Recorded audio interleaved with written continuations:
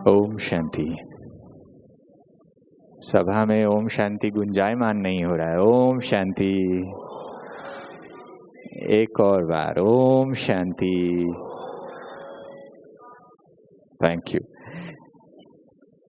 तो इस सत्र की शुरुआत के लिए मंच पर आज हमारे पैनलिस्ट पहुंच चुके हैं। सर्वप्रथम हमारे बीच ब्रह्मा कुमार मोहन सिंगल भाई जी हैं। भाई जी हमारे अध्यक्ष हैं वैज्ञानिक और अभियंता प्रभाग ब्रह्मा कुमारी इसके। इनका मैं तहे दिल से स्वागत करता हूं। आदरणीय उषा दीदी जी, सुप्रसिद्ध गीता विदुषी और वरिष्ठ राजयोग शिक्षिका, ये भी हमारे बीच में है। हमारे साथ doctor Shivram Gangopadhyay ji, retired professor Banaras Hindu विश्वविद्यालय से, आपका भी तहे दिल से स्वागत है। और हमारे साथ मंच पर ब्रह्मा कुमारी शोभा बहन है जो वरिष्ठ राजयोग शिक्षिका है मुंबई से, उनका भी स्वागत है। तो इस सत्र की शुरुआत में हम 1 मिनट प्रभु स्मृति के साथ इस सत्र की शुरुआत करेंगे। 1 मिनट प्रभु स्मृति का गीत। कर लो अनुभव प्रभु प्यार का, बाहों में वो बुला रहा, वो करुणा कर दया का सागर, स्नेह में सबको समा रहा।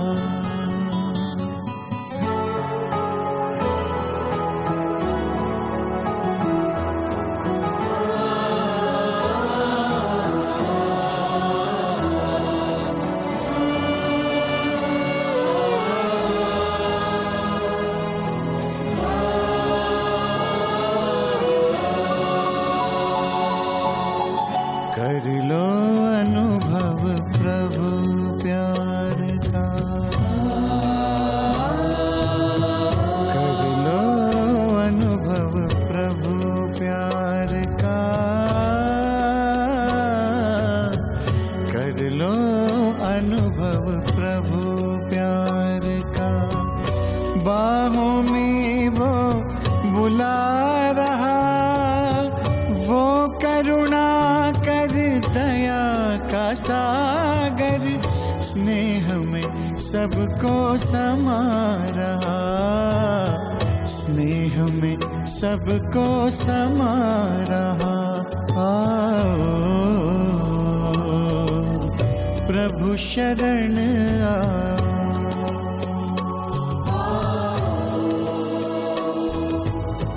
प्रभु शरण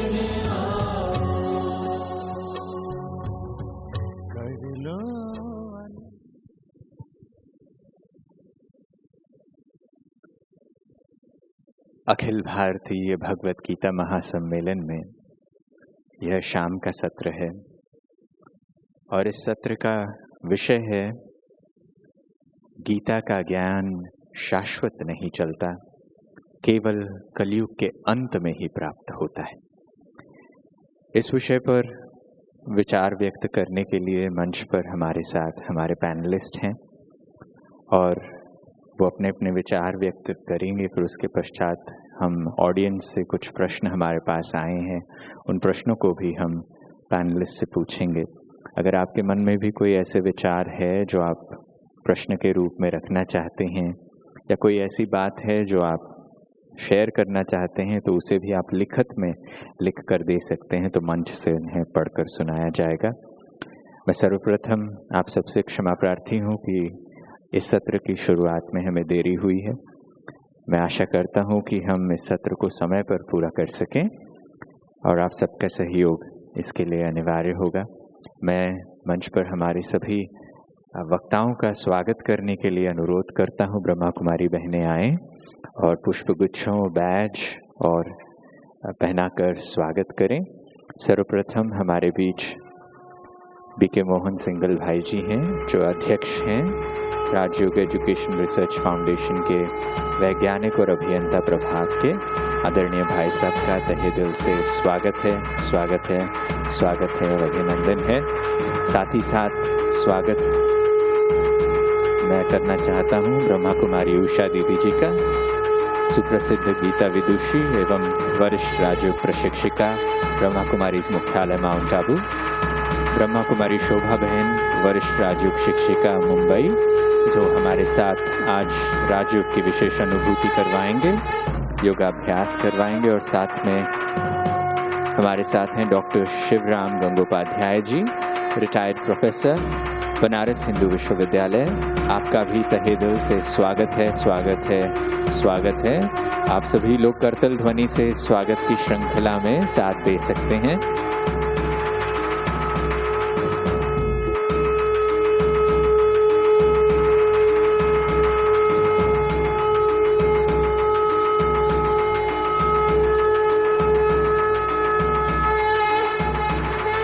जब तक ये स्वागत की रीत होती है पूरी, मैं देखता हूँ कि ऑडियंस से हमारे पास ऑलरेडी इतने ज़्यादा प्रश्न हैं कि इन प्रश्नों को और आपके विचारों को कार्यक्रम में शामिल कर पाना एक बहुत बड़ा चैलेंज होने वाला है। मगर मैं पूर्णतः प्रयास करूँगा कि मैं ज़्यादा से ज़्यादा विचारों को, आपके प्रश्नों को कार्यक्रम में शामिल कर सकूँ।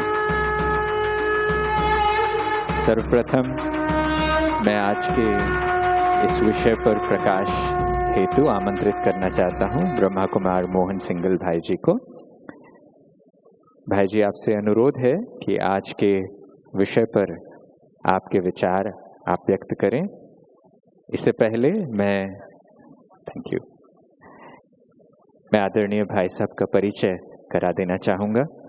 आदरणीय भ्राता मोहन सिंगल जी अपने जीवन की अल्प आयु में 16 वर्ष की आयु में ब्रह्मा कुमारी संस्थान के संपर्क में आए। इंडियन स्कूल्स ऑफ माइंस में आपने मास्टर्स की डिग्री हासिल की और 28 वर्षों तक ONGC में आप विभिन्न पदों पर कार्यरत रहे। पिछले 26 वर्षों से आपने अपना पूरा ही जीवन ब्रह्मा कुमारी ईश्वरीय विश्वविद्यालय की सेवाओं में समर्पित किया और भारत के बाहर ब्रह्मा कुमारी के अनेकों सेवा केंद्रों को खोलने में आपने सक्रिय भूमिका निभाई। देश विदेशों में अनेकों सम्मेलनों में आपने ब्रह्मा कुमारी का नेतृत्व किया और पर्यावरण के विषय में आपकी विशेष रुचि है और इससे संबंधित अनेकों कार्यक्रम आप देश विदेश में कराते रहते हैं। आदरणीय ब्रह्मा कुमार मोहन सिंगल भाई जी।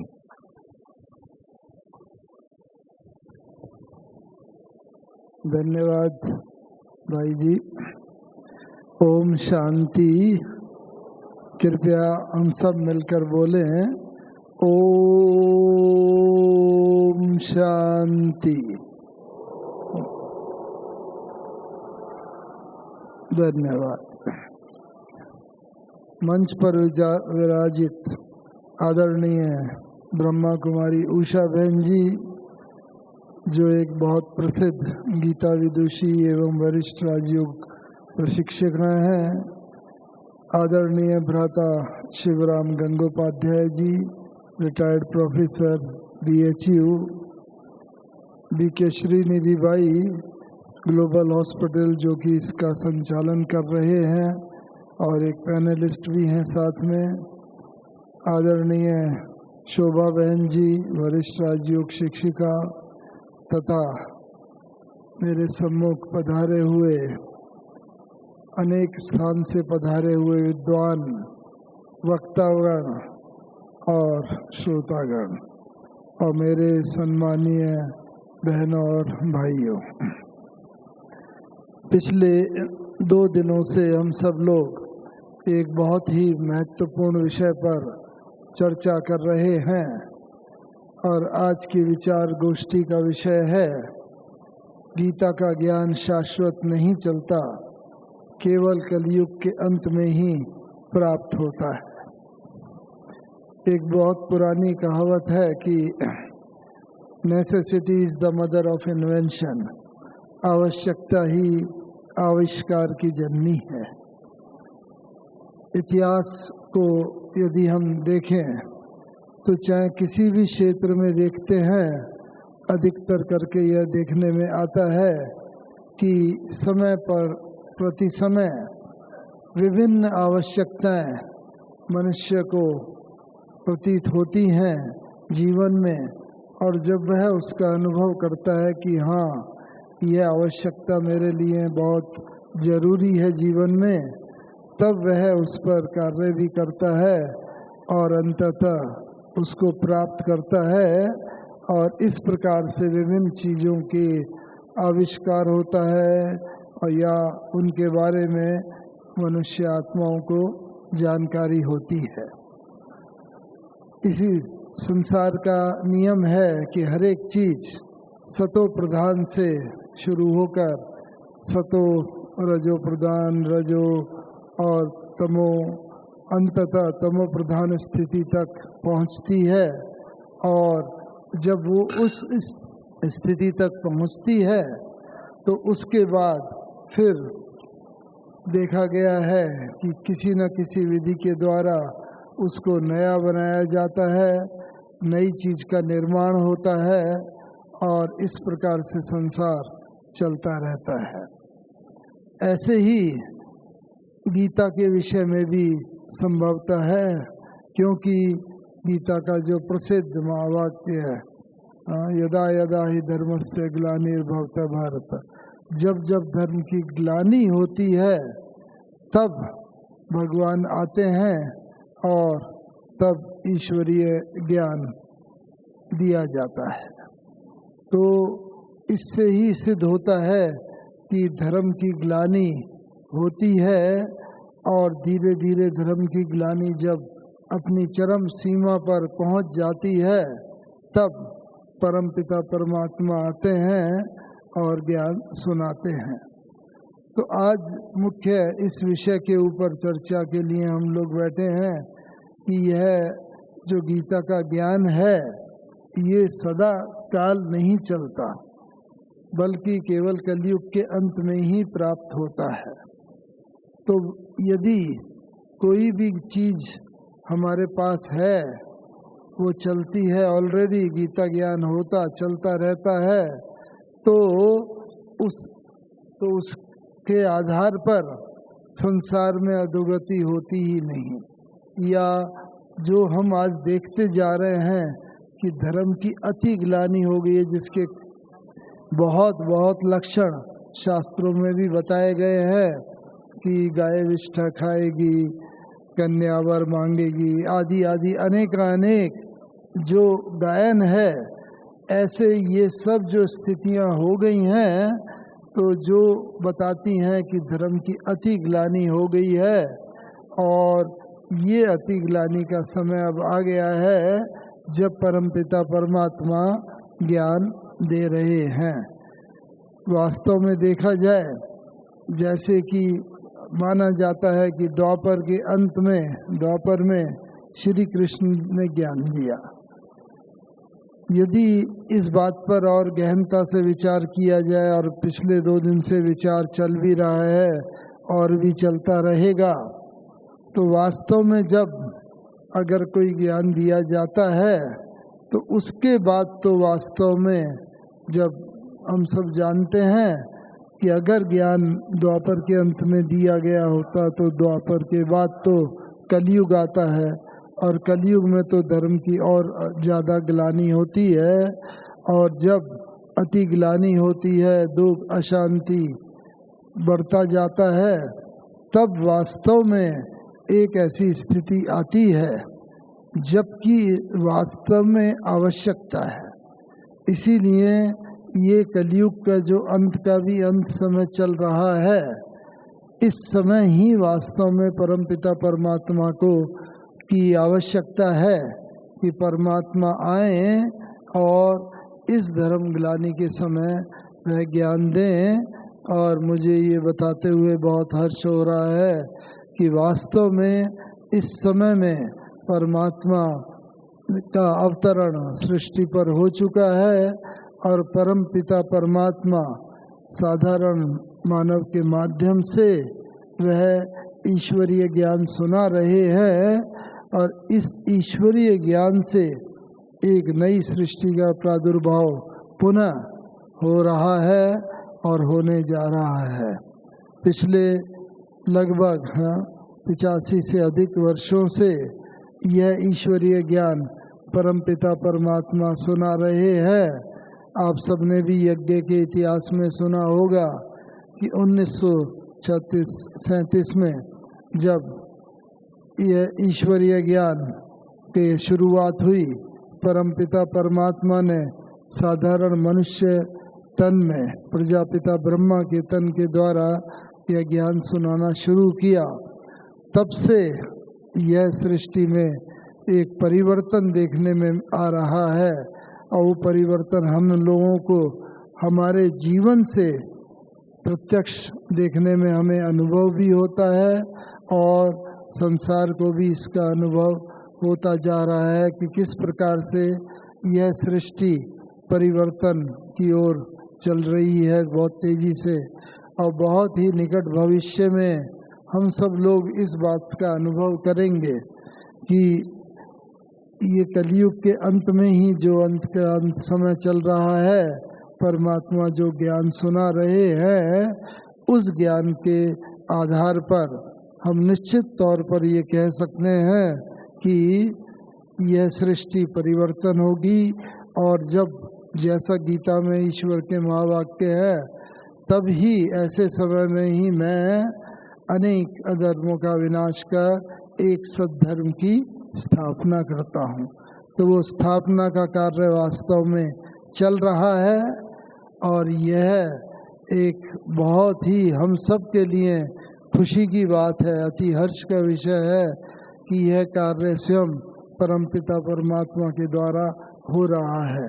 इस विषय पर मैं और अधिक न बोलते हुए मैं ये आशा करता हूँ कि आप सब लोग जो पिछले 2 दिन से ये सुन रहे हैं, इस बात पर और भी गौर करेंगे और गौर के साथ साथ अगर आपके मन में कोई प्रश्न है, जैसा कि हमारे मंच संचालक महोदय जी ने भी बताया कि वो प्रश्न है, उनको पूछ सकते हैं और अपने ज्ञान का आदान प्रदान भी हम सब लोग कर सकते हैं, क्योंकि नॉट नेसेसरली ये आवश्यक नहीं है कि जो मंच पर हैं वो ही इस विषय के ज्ञाता है, बल्कि मैं तो सभा में देख रहा हूँ अनेक महापुरुष यहाँ पर प्रत्यक्ष मुझे दिखाई दे रहे हैं और मैं ऐसी आशा करता हूँ कि यह सेशन बहुत ही लाइवली होगा और हम सभी के लिए बहुत लाभप्रद सिद्ध होगा। धन्यवाद। ओम शांति। बहुत बहुत धन्यवाद मोहन सिंघल भाई जी का। अब मैं इस सत्र के ओपनिंग रिमार्क्स के लिए आमंत्रित करता हूं डॉक्टर शिवराम गंगोपाध्याय जी को। आप बनारस हिंदू विश्वविद्यालय में न्याय, दर्शन एवं संस्कृत के विषयों में टॉपर और गोल्ड मेडलिस्ट रहे हैं। तत्पश्चात इन्हीं विषयों में आप बनारस हिंदू विश्वविद्यालय में प्रोफेसर रहे और पिछले 12 वर्षों से आप ब्रह्मा कुमारी संस्थान से जुड़े हैं और राजयोग का अभ्यास कर रहे हैं।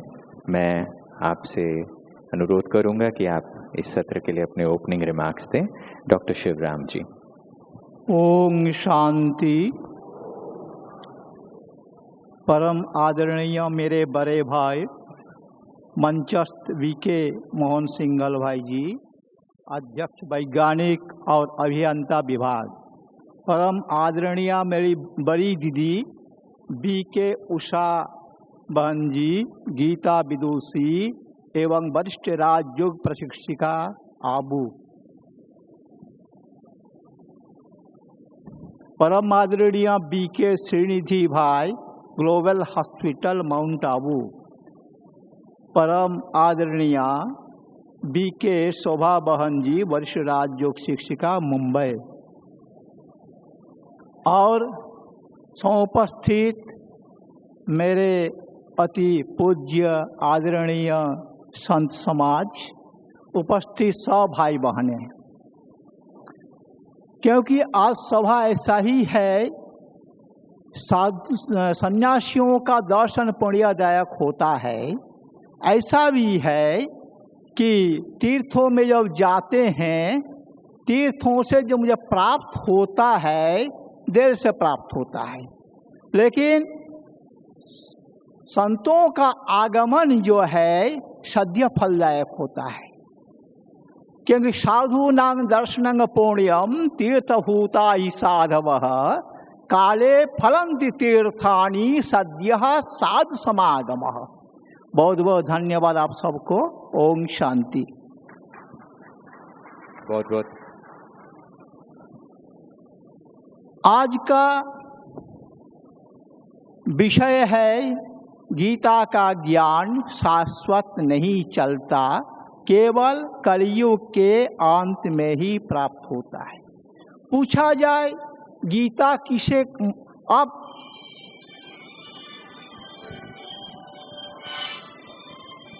ऐसा है गीता किसको कहते हैं? गीयते असौ इत गीता, जिसको गाया गया था। भगवत उक्ति के कारण इसका स्त्रीलिंग बन गया, गीता हो गया, न गीत होकर। अब सोचा जाए कौन गाया था? भगवत उक्ति है कि भगवान गाए थे? जरूर न। भगवान कब आए थे ये भी सोचना। भगवान कौन है इसको भी विचार करना है। कोई मनुष्य या देवात्मा तो भगवान हो नहीं सकते हैं। जब मनुष्य और देवात्मा भगवान नहीं हो सकते हैं, उनके द्वारा जो स्पीच दी गई थी उसको हम गीता कैसे बोल सकते हैं? जो गीता में है श्री भगवान वाच। भगवान जो होते हैं सर्वधर्ममान्य होते हैं, सर्वोच्च सत्ता वाले होते हैं, सर्वोपरि होते हैं, सर्वज्ञ होते हैं, अनंत होते हैं। अगर ये जो फॉर्मूला बनाया गया इसके द्वारा किसी देवात्माओं में भगवान शब्द को हम पुट कर सकते हैं, जरा सोचा जाए। किसी मनुष्यात्मा में भगवान शब्द को रख सकते हैं, सोचा जाए। सोच के विचार किया जाए कि देवात्माओं को भगवान बोल दें, ये मेरी गलती है या सही है, स्वयं संग विचार करेंगे। क्योंकि गीता में भगवान ने स्वयं कहा, न मे विदुहु सुरगणा प्रहवं न महर्षयः अहम आदिर्हि देवानां महर्षिणां सर्वतः। तो मैं जो आदि हूँ, भगवान खुद बोल रहे हैं, देवताएं मेरे बाद के हैं। तो वो लोग मैं कब आया, क्या किया, इसको कोई जानते नहीं है। क्योंकि जो मैं जानता हूँ दूसरे कोई जानते ही नहीं है। तो जब दूसरे जानते ही नहीं है, देवात्मा या पुरुष कोई मनुष्यों को भगवान कैसे कह सकते हैं? जरा सोचा जाए। ये मेरा फोर्स नहीं है, जरा सोचा जाए। उनको भगवान कहकर हम लोग कितनी गलतियां करते हैं। चाहे समाज में मान्य हो, लेकिन मान्यता को सब मान नहीं ना सकते हैं। जो सर्वधर्म मान्य हैं वो सब अल्लाह गॉड जो भी जिस प्रकार से हमारे भगवान को बोलते विचार करते हैं, वो फादर बोलते हैं। लेकिन जो देवात्मा हो या मनुष्यात्मा हो, उनका फादर बोल सकते हैं। सोचा जाए, आत्मा परमात्मा को ही फादर बोल सकते हैं। आत्मा किसी देवात्माओं को फादर नहीं बोल सकते हैं। और उनके देवात्माओं के जो बच्चे हैं, संतान, वो बच्चा उनको फादर बोलेंगे, ना कि सब बोल सकते हैं। इसीलिए जो है सोच विचार के अपने मन में ही विचार करना है, कोई फोर्स नहीं है। तो गीता का ज्ञान शाश्वत नहीं है। जो भगवत उक्ति गीता है, भगवान आएंगे सुनाएंगे तभी ना इस उक्तियों को हम जान पाएंगे। भगवान ऐसा है, उनको पहचानना पड़ेगा, उनको जानना पड़ेगा। वो कहाँ से आते हैं, उनका घर कहाँ है, वो आकर क्या करते हैं, कुछ तो करते जरूर ना, जानना पड़ेगा। तो भगवान कौन है इसको विचार करना पड़ेगा। भगवान तो जन्म कर्म बंधन में, जन्म मृत्यु बंधन में आते ही नहीं है। जो भी देवात्मा हो, मनुष्यात्मा हो, ये लोग तो जन्म मृत्यु बंधन में आते ही हैं। उनको आप भगवान कैसे कह सकते हैं? सोचा जाए। जो सर्वज्ञ हैं वही भगवान होते हैं। देवात्मा तो सर्वज्ञ होते नहीं है, मनुष्यात्मा तो होते ही नहीं है। संपूर्ण प्योर देवात्माएं होती हैं और उनकी जो है क्वालिटीज हैं, सर्वगुण संपन्न होते हैं, उनकी क्वालिटीज हैं, निर्विकारी होते हैं, उनकी क्वालिटीज हैं, न कि सर्वज्ञ हैं। जब आत्मा बन गए, अल्पज्ञ बन गए, द्वाभवो ईशानीशो ज्ञाज्ञो ज्ञ अज्ञ। ज्ञ परमात्मा होते हैं, ज्ञ सर्वज्ञ, अज्ञ होते जीवात्मा। जब जीव शरीर को प्राप्त कर लिया, जो आत्मा परम धाम से आकर क्या अल्पज्ञ हो ही जाते हैं, उनके अंदर बंधन आ जाता है, शरीर बंधन का कारण होता है। इसीलिए जो बंधन का कारण हो जाने के बाद उनके द्वारा जो भी मुझे ज्ञान, अगर ज्ञान मिला हो, विश्वास हो, वो तो अल्पज्ञता का ज्ञान है ना, सर्वज्ञता का ज्ञान तो है ही नहीं। अगर मैं कुछ कहूं ये सही नहीं है, ये गलत है, कोई समझ मानेगा? नहीं मानेगा, क्योंकि मनुष्य आत्मा विकारों के अधीन होते हैं। हम किसी जो है काम, क्रोध, लोभ, मोह, अहंकार के वशीभूत होकर ही कहते हैं, क्योंकि ये विकारों को हम हटा नहीं पाए हैं। देवात्मा संपूर्ण पवित्र हैं, वो जो बोलेंगे मानना पड़ेगा, लेकिन उनके अंदर देव ब्रह्म, ये भगवत्व उनके अंदर जा रहा है, भगवान के अंदर जो क्वालिटीज है देवात्मा में जा रहा है, पवित्रता उनके अंदर में है। क्योंकि भगवान, भगवत शब्द का जो है षड्गुणीय गुण योगेन भगवान परिकीर्तिता, ये है ना शास्त्रों में। ऐश्वर्यस्य समग्रस्य धर्मस्य यशस्श्रेयः वैराग्यस्यात् मोक्षस्य षण्डं भगैतीर्णा। वो वैराग्य देने, वैराग्य मान ले, वैराग्य भाव हो देवताओं में, क्योंकि आत्मिक स्थिति में रहते हैं, देही अभिमान स्थिति में रहते हैं, लेकिन वो मोक्ष दे सकते हैं। सोचा जाए, जब उनको खुद मोक्ष मिला नहीं और आत्मा को मोक्ष कैसे दे सकते हैं? जिनको मोक्ष मिल चुका वही ना मोक्ष दे सकते हैं। किसी देवात्मा को तो मोक्ष मिला नहीं। त्रैविद्या मांग सोमपाह पूत पापाह यज्ञैरिष्ट्वा स्वर्गतिं प्राप्तयन्ते ते पुण्यम आसाद्य नरेंद्र लोकम सुरेंद्र लोकम अस्नंति दिव्यान दिवि देव होगा। तेतं पुण्यम स्वर्गलोकं विशालम क्षीणे पुण्ये मर्तलोकं विशांति एवं त्रयी धर्म मन प्रपन्ना गतागतं काम कामा लभन्ते। जब उनका पुण्य खत्म हो जाता है, जो प्रारब्ध समाप्त हो जाता है, फिर क्षीणे पुण्य मर्तलोकं विशांति, मर्तलोक प्राप्त कर लेता है। शाश्वत स्थिति उनकी रहती नहीं है। भगवान कैसे होंगे? हम किसी का नाम ले रहे हैं, क्योंकि एक दूसरों को जो है पूज्य समझते हैं, उपास्य हो, उनके ठेस न पहुंचे। ये ब्रह्मा कुमार जी भाई लोग कैसे बोलते हैं, नहीं किसी का नाम नहीं लेते हैं। अपने आप विचार करें, एक जो दूसरे किसी को भी आप भगवान मान लिए हैं, उसके बारे सोचे, ये कहना सही है गलत है, फोर्स नहीं है। हम मान भी सकते हैं, नहीं भी मान सकते। अब जो है युद्ध प्रांगण में गीता सुनाई गई थी, ये कभी संभव है? युद्ध में लड़ाई करेंगे, खून खराबा होता है, या कोई गीता सुनने को धैर्य रहेगा? एक दो भाइयों में लड़ाई होती है, जो बीच वाला आ जाते हैं उनको उपदेश देने, उपदेश सुनेगा वो? और युद्ध प्रांगण है, कुरुक्षेत्र युद्ध प्रांगण, सोचा जाए।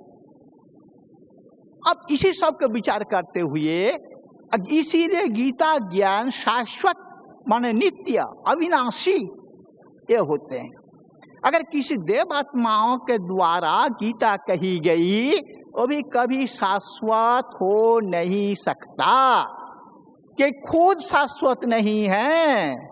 क्षीणे पुण्य मर्तलोकं विशांति, जब प्रारब्ध समाप्त होता वो जो है मर्तलोक को प्राप्त करके फिर जन्म लेते हैं।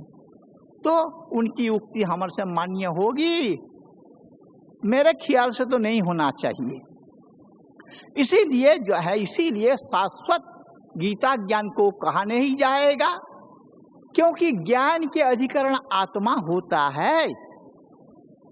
जिसको जाना जाता है तो ज्ञान है, वो आत्मा के अधिकार में ज्ञान रहता है। और वो आत्मा अगर क्षुद्र बुद्धि या विकारों से ग्रसित नहीं हो तब तो भगवान की उक्ति ग्रसित नहीं हो तब तो अच्छी अच्छी बातें बोल सकते हैं। जब विकारों से ग्रसित विकर्मों की स्थिति में विकर्म करके बैठे हैं, वो कैसे वो ज्ञान को धारण कर सकते हैं? कलियुग से हो द्वापर युग से हो, ये सब विकार ग्रसित सब होते हैं। जब विकार ग्रसित हो जाने पर मान ले भगवान को खोजते हैं, भगवान कहाँ है, विनती करते मिनती करते हैं, लेकिन भगवान को जान नहीं पाते हैं, क्योंकि वो परम सत्ता है। परमत्व उत्पत्ति स्थिति लयकारित्व, वो तो भगवान की वो सब गुण होते हैं। तब इस स्थिति में जो है आप उनका आना पड़ेगा, तब ना उनके द्वारा दिया हुआ ज्ञान, गीता ज्ञान हम समझ पाएंगे। वो कलयुग में नहीं आते हैं, द्वापर में भी नहीं आते हैं, वो आते हैं कलयुग के अंत और सतयुग के शुरू में। उसको हम मेरी भाषा में संगम युग कहा जाता है। और इस संगम युग में ही परमात्मा आते हैं, क्योंकि यदा यदा धर्मस्य ग्लानिर्भवति भारत अभ्युत्थानम् अधर्मस्य तदात्मानं सृजाम्यहम्। वो हरदम आते नहीं हैं, वो हरदम आते हैं, यह समझते हैं अब जाना जरूरी है तब आते हैं। न कि कलयुग में आते हैं, न कि द्वापर में आते हैं, न कि त्रेता में आते हैं, न सतयुग में आते हैं। बताइए अब ये शाश्वत ज्ञान कैसे होगा? अगर शाश्वत ज्ञान होता तो कलयुग में इतना मार काट द्वापर से शुरू हो गया, भगवान आते तो ये सब होता। भगवान को खोजने के लिए सब दौड़ते पर्वत कंदरों में, उस सामने में हैं। इसीलिए जो है भगवान का सर्वव्यापी भी बोल देते हैं। जब भगवान के सत्य का कोई जानकारी ही नहीं मिली, वो खोजते खोजते को परेशान हो गए। हाँ, यहाँ भगवान, वहाँ भगवान, वहाँ सब भगवान, मैं भगवान तुम भगवान, आत्मा सो परमात्मा, ऐसा तो कहते हैं ना, आत्मा ही परमात्मा हो जाते हैं। तो दोनों आत्मा परमात्मा, दोनों में भेद कहाँ रहा? परमात्मा में जो गुण है वो गुण आत्मा में चला जाना चाहिए। आत्मा में चला गया, कितने परमात्मा हो गए? 7.5 अरब परमात्मा हो गए। ऐसे ना होता है, जो 7.5 अरब परमात्मा हो गए तो एक में बाद द्वितीय ब्रह्म, वो क्यों कहा जाता है? एक अद्वितीय है, अजंग शाश्वतम कारणम कारणाणाम शिवंग भासकम केवलंग भासकानाम। ये कहा गया जगत गुरु ने, एक ही अज है, शाश्वत है, कारणों के कारण है, वही शिव है, उन्हीं को भक्ति अंग तत्व, वही है तत्व है, वही भगवान है। अब सोचा जाए कि शुद्ध विचार वाले, विवेक विचार वाले, आप इसको सोचे, फोर्स नहीं, अब सोच नहीं सकते, सोच भी सकते हैं। इसीलिए जो है परमात्मा के बारे में सोचा जाए। और परमात्मा, ये गीता ज्ञान अगर भगवान के द्वारा दी गई हो तब शाश्वत ज्ञान है। तब त्रेता सत्य युग से लेते हुए कलयुग तक चलता है। और इतने मार काट, लड़ाई झंझाट, भाई भाई में भेद, ये नहीं हो सकता। अगर भगवान का ज्ञान किसी को मिला हो, अगर कोई भगवान के रूप से मेरे सामने में है, ये सब क्यों हो रहा है? अगर द्वापर में अगर ज्ञान दिया गया हो, द्वापर के बाद जो है सतयुग आ जाता। सतयुग न आकर क्यों कली क्यों आ गई? भगवान आ गए ना, इस ज्ञान से लड़ाई क्यों हुई? विचारने की बातें हैं। क्योंकि जो जिन आत्मा को समाज में भगवान के रूप से आदृत किया जा रहा है, वही बाद में जाकर श्री लक्ष्मी नारायण बनते हैं, सतयुगी विश्व महाराजन।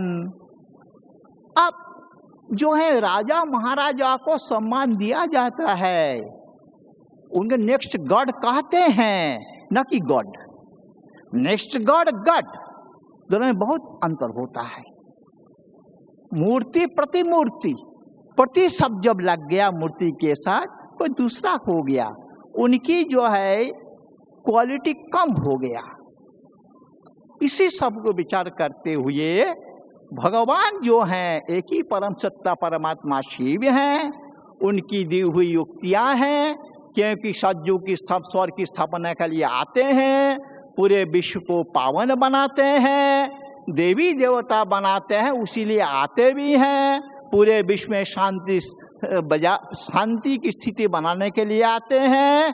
अब इसको विचार के अपने आप विचार करें, किनको हम भगवान बोल रहे हैं, किनको नहीं बोल रहे हैं। हम माने ज्ञान लें, ज्ञान के विषय में सोचना पड़ेगा। अधिकार किनका है? विश्व को ज्ञान दे रहे हैं, विश्व को ज्ञान देने का अधिकार परमात्मा का ही होते हैं। किसी देव आत्मा मनुष्यात्मा को ताकत नहीं है। जब मेरे अंदर में क्वालिटीज नहीं है, क्वांटिटी नहीं है, मैं कैसे दूसरों को ज्ञान दे सकता हूँ? जो है उपास्य उपासक भेद अलग बात होती है, वो अलग चीज होते हैं, लेकिन उसके लिए जो है सिद्धांत को व्यक्त करना, ये जो भी विचार हो आप अपने विचार करें। ओम शांति। बहुत बहुत धन्यवाद डॉक्टर गंगोपाध्याय जी।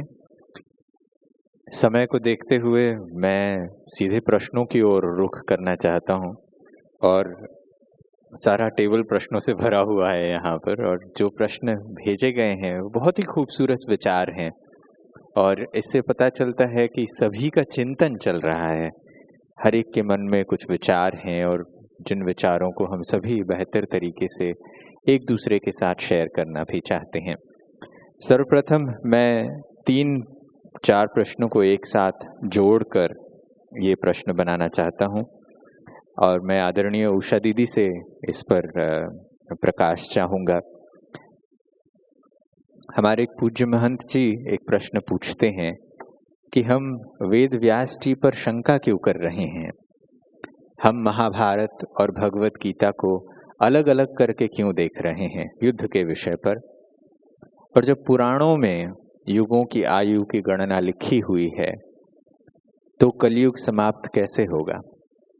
और कलयुग के आयु के बारे में बहुत सारे प्रश्न हैं, जिसमें 3 प्रश्न और हैं जिन्होंने लिखा है कि कलयुग की आयु शास्त्रों में लाखों वर्ष लिखी गई है, विज्ञान के आधार पर भी हम सृष्टि की आयु को लाखों वर्ष कहते हैं, तो ऐसे में जब एवोल्यूशन और इत्यादि के थियरीज भी हैं तो हम कैसे माने कि कलयुग का अंत है। बहुत सुंदर प्रश्न है, और कलयुग की आयु को लेकर के लाखों वर्ष,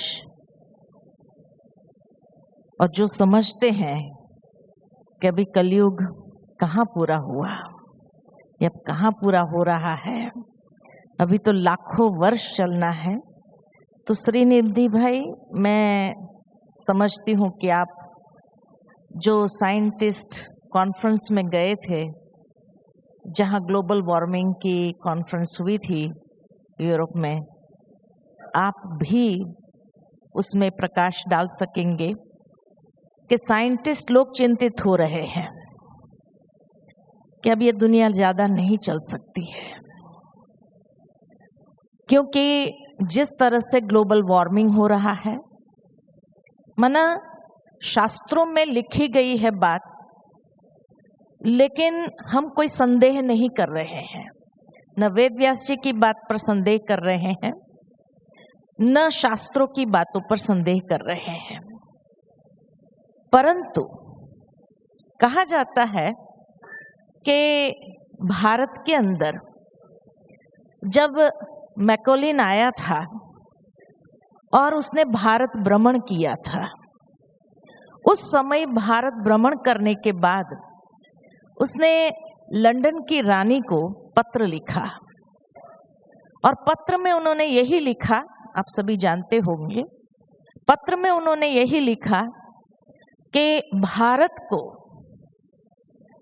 भारत के ऊपर राज करना असंभव है। क्यों असंभव है, उसका कारण लिखा कि यहाँ इन्हों की संस्कृति के जो रूट्स है, जो मूल है, बहुत गहरे हैं और उन्हें ये बचपन से ही शिक्षा दी जाती है शास्त्रों की, और उन शास्त्रों के आधार पर ही उनको वो संस्कृति के अंदर ढाला जाता है।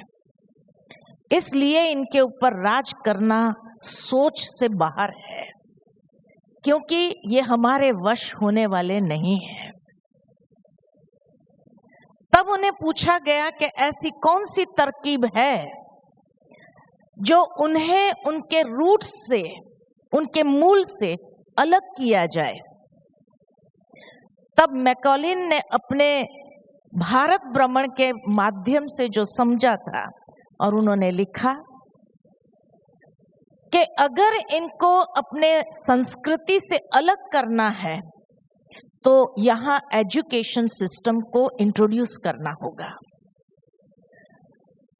इनको वेस्टर्न पढ़ाई पढ़ाना होगा और उन्हें ये महसूस कराना होगा कि शास्त्र पढ़ने से कुछ नहीं होता है। दुनिया की सभ्यता को समझना होगा, ऐसे करके उन्हें एजुकेशन सिस्टम में डालना होगा। और पहली कैम्ब्रिज यूनिवर्सिटी की जो ब्रांच है कलकत्ता में खोली गई, और खोलने के साथ ही जो लोग अपने बच्चों को गुरुकुलों में भेजते थे शास्त्र सीखने के लिए, उन्हें कहा गया आप ये एजुकेशन सिस्टम में भेजो। आप अपने बच्चों को पढ़ाइए, सभ्य बनाइए। ये शास्त्रों का नॉलेज कोई काम आने वाला नहीं है, और ये एजुकेशन सिस्टम के माध्यम से आपको डिग्रियां दी जाएगी, जिन डिग्रियों के माध्यम से आप विश्व के अंदर लोगों के साथ में स्टैंड कर पाएंगे। आपके बच्चों को इंग्लिश स्कूल में पढ़ाइए। और धीरे धीरे लोग उनकी बातों में आ गए और उन्होंने अपने बच्चों को गुरुकुल से हटा करके इंग्लिश मीडियम स्कूल में भेजना चालू किया। धीरे धीरे गुरुकुल हमारे बंद होते गए, ये मैकॉलिन के कारण। जब बंद हो गए सारे गुरुकुल, अर्थात हमारे बच्चों को हमारी संस्कृति की जो विरासत थी वो हम दे नहीं पाए। इंग्लिश मीडियम स्कूल और उसके साथ साथ सर्टिफिकेट, ये महत्व हो गया, क्योंकि गुरुकुलों में कोई सर्टिफिकेट नहीं मिल रहा था, तो वो चाहते थे कि हम पढ़े लिखे और आगे बढ़े। और उस समय मैकॉलिन ने कहा कि आपको शास्त्र पढ़ना है ना, आपको हम प्रिंटेड फॉर्म में प्रिंटिंग करवा कर ले आते हैं लंदन से, और हर कोई अपने घर में शास्त्र रख सकेंगे। और जो ओरिजिनल मैन्युस्क्रिप्ट्स थी वो लेके गए लंदन में छपाने के लिए, और छपाने में उन्होंने काफी कुछ गड़बड़ किया। और गड़बड़ ये किया कि कुछ वेदों के श्लोक उठाकर गीता में डाले, गीता के श्लोक कुछ उठा करके अलग कर दिए, कुछ जो है कहाँ पर ये आयु, कलयुग की आयु, सतयुग की आयु, उसमें जीरोज ऐड कर दिए, ताकि ये लोग अगर पढ़े अपने शास्त्र तो उन्हें कोई समझ में नहीं आए, उनको इंटरेस्ट ही ना आए, और इस तरह से इसके ऊपर हम राज कर सकेंगे। यही टेक्निक अपनाई गई और हम सबको प्रिंटेड फॉर्म में शास्त्र दे दिए गए। नहीं तो कहा जाता है, कुरुक्षेत्र में ही मेरी किसी से बात हो रही थी, तो कहा जाता है कि पहले गीता का नाम भगवत गीता थोड़ी था, भारत था। और उसके बाद कहा जाता है वेद व्यास जी ने जो श्लोकों की रचना की, टोटल महाभारत और गीता मिला करके कुछ 4000 श्लोक थे। उसके बाद उन्होंने अपने 4 शिष्य को दिया कि आप ये पढ़ो, उसको समझो और उसको अगर कुछ मॉडिफाई करना चाहे तो करो। हर एक शिष्य ने उसमें कुछ एडिशन करेक्शन किया और भारत से महाभारत हुआ। और वो सारा संकलन करके कहा जाता है कि करीबन 40,000 श्लोक उसमें आए, 10-10 हजार श्लोक ऐड किए गए। और उसके बाद आज उसी महाभारत और गीता को लेकर के अगर देखा जाए तो 1 लाख से ऊपर श्लोक है। सोचो कितना एडिशन हुआ है, कितना एडिशन हुआ है। इसलिए कहा गया कि जहां पर हमारे शास्त्रों के साथ जो उसकी प्योरिटी थी, उसकी जो सात्विकता थी, उसकी जो रिचनेस थी, उस रिचनेस के साथ मैकॉलिन जब आया था और उसने जो खिलवाड़ किया है और उस खिलवाड़ के कारण हमें अपनी संस्कृति से जो दूर किया गया है। आज कहा जाता है कि भाई अगर शंकराचार्य जी ने भाष्य लिखा तो इसकी आवश्यकता क्या है, हमें इसके ऊपर डिस्कस करने की क्यों नहीं आवश्यकता है? क्योंकि हमारे बच्चे जो यंग जनरेशन है उन्हें कहाँ इंटरेस्ट है, उनके पास इतने सवाल है जिनके उत्तर माँ बाप के पास नहीं है। शास्त्रों को लेकर के, हमारे देवताओं को लेकर के कोई जवाब नहीं है और हम उसी पर एकदम अड़े रहना चाहते हैं।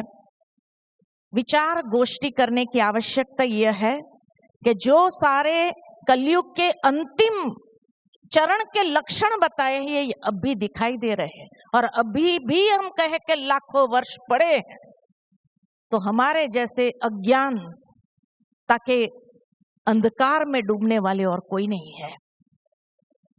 इसलिए कहा कि मैकॉलिन ने जो जीरोस ऐड कर दिए, क्या आपके पास ओरिजिनल मैन्युस्क्रिप्ट्स है और उसमें जो लिखत थी और जो वहां से प्रिंटिंग होकर के आई क्या उसका बराबर है या वो जीरो देखो कितने ऐड हो गए।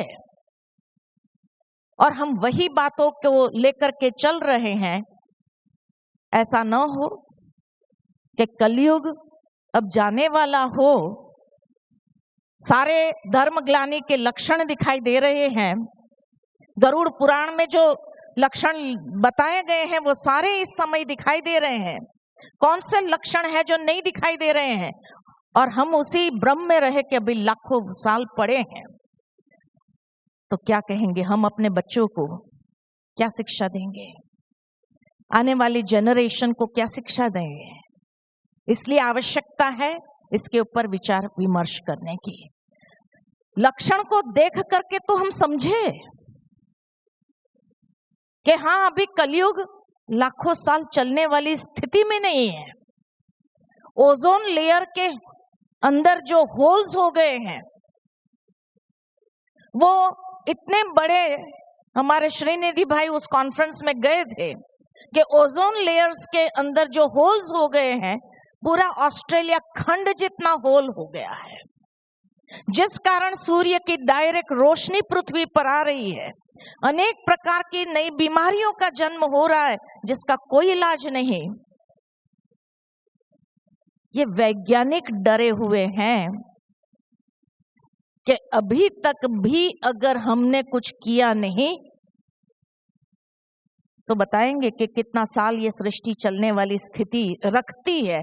संसाधन कितने हैं, जिस तरह से पॉपुलेशन एक्सप्लोजन है दुनिया के अंदर, ये पॉपुलेशन को किस तरह से आगे ले जाएंगे, मैं समझती हूँ इस बात पर आप थोड़ा बताएंगे कि ग्लोबल वार्मिंग किस तरह से हो रहा है, ताकि जिनके अंदर भी ये एक ब्रह्म है, उस ब्रह्म को हम सहजता से मिटा सके।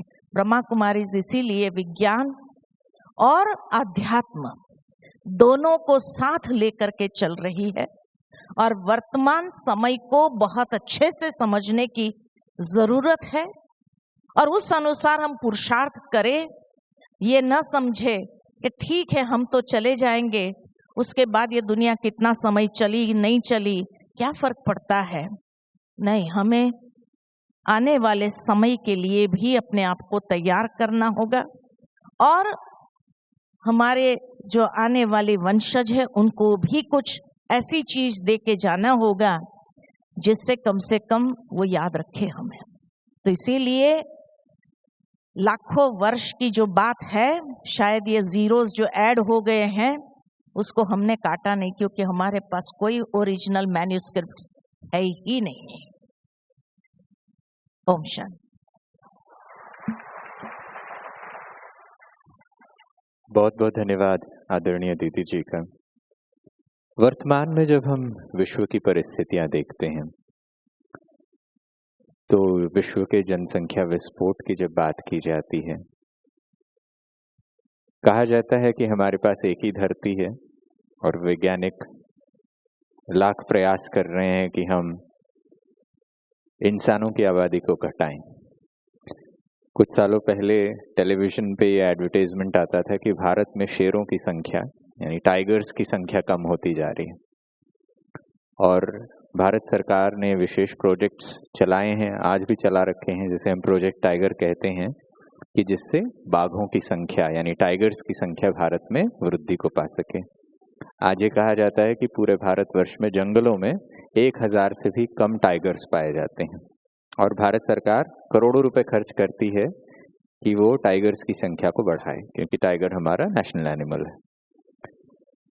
और आप विरोधाभास देखिए कि एक और हम एक खूंखार जानवर जो टाइगर है, जो एक हिंसक पशु है, एक वाइल्ड एनिमल है, उसकी आबादी को बढ़ाने के लिए करोड़ों रुपए खर्च कर रहे हैं। और वहीं पर इंसान, जिसे ईश्वर की सर्वश्रेष्ठ रचना कही जाती है, उसकी आबादी को घटाने के लिए सिर्फ भारत सरकार नहीं, विश्व भर की सरकारें, यूनाइटेड नेशंस पॉपुलेशन फंड इसलिए बनाया गया कि इंसानों की आबादी को क्या किया जाए, क्या किया जाए, सुनाई नहीं दे रहा, क्या किया जाए, कम किया जाए। हम चाहते हैं कि इंसान कम हो और शेर क्या हो, ज्यादा हो। आज सबसे बड़ी समस्या कौन बन गए हैं, हम इंसान। और आज स्कूलों में जो लोग पढ़ते हैं वो हम सभी जानते हैं कि दुनिया में भूखमरी बढ़ रही है कि कम हो रही है। अमीर ज्यादा अमीर होते जा रहे हैं, गरीब और ज्यादा गरीब होते जा रहे हैं।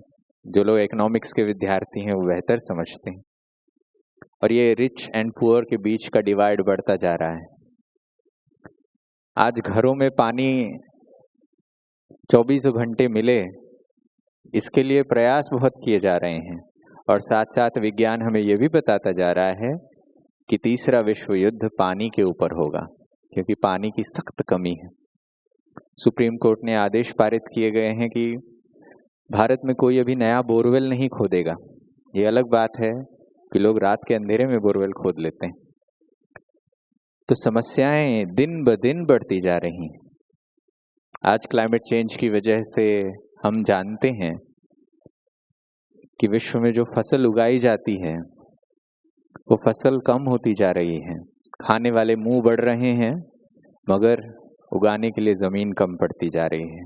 हमारे अरण्य, वन संपदा जो इस विश्व के लिए ऑक्सीजन देने का काम करते हैं, उन जंगलों को एक ऐसे स्तर पर काटा गया है पिछले 50 वर्षों में कि आज भारत में, सिर्फ भारत का ही उदाहरण दें तो भारत में फॉरेस्ट कवर है वो भारत की भूमि का सिर्फ लगभग 23% हिस्सा वन भूमि है।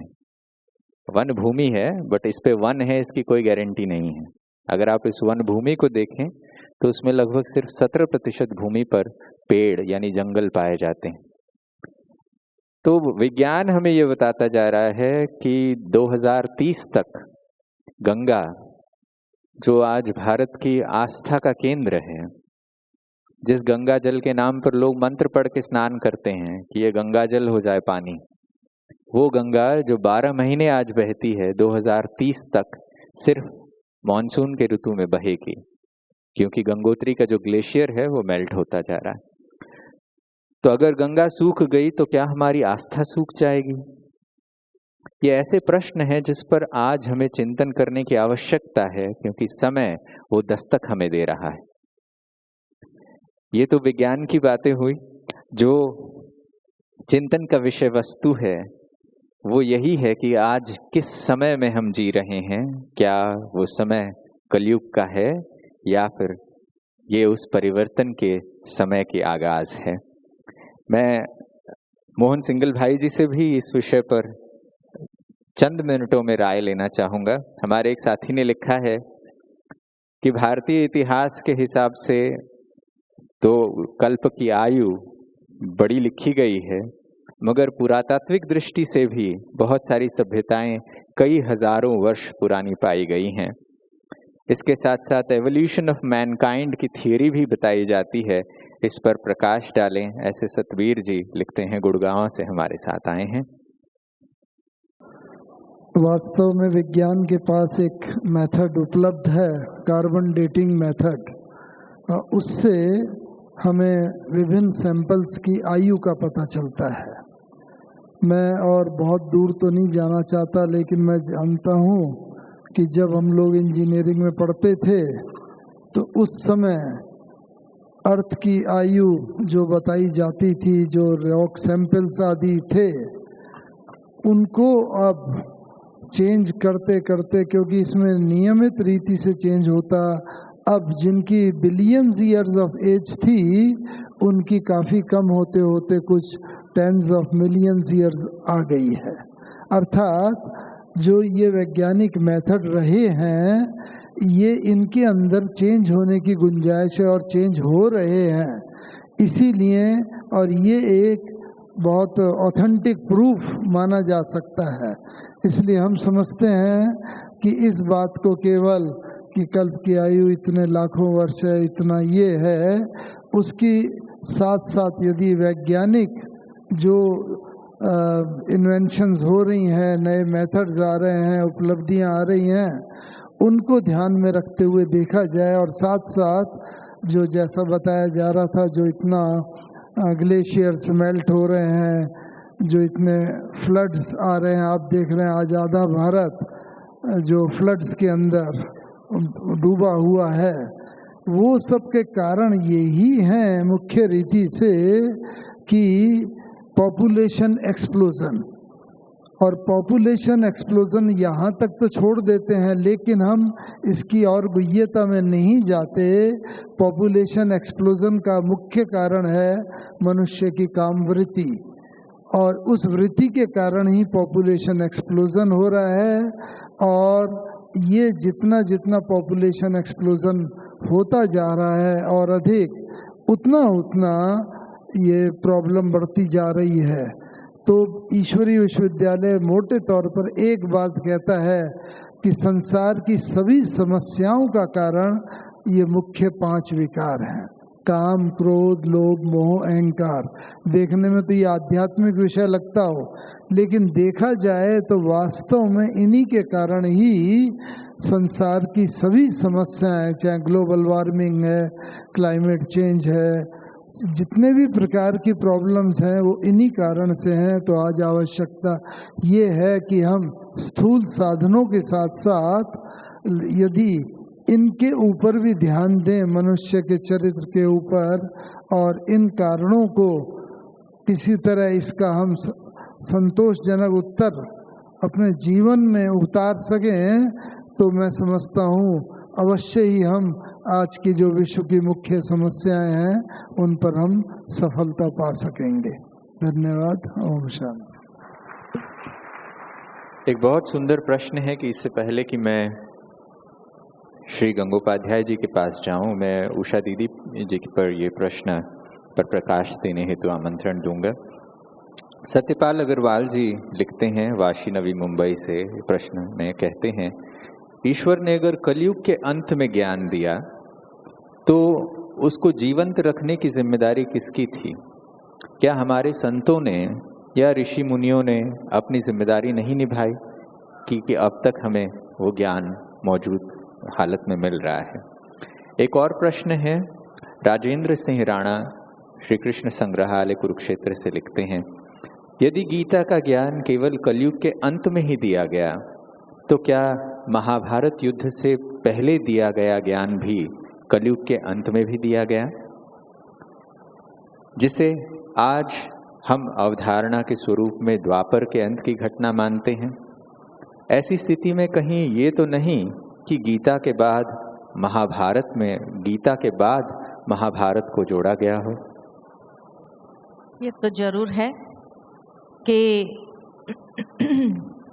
गीता को बाद में उसके साथ जोड़ दिया गया है, ऐसा रिसर्च से पता चलता है।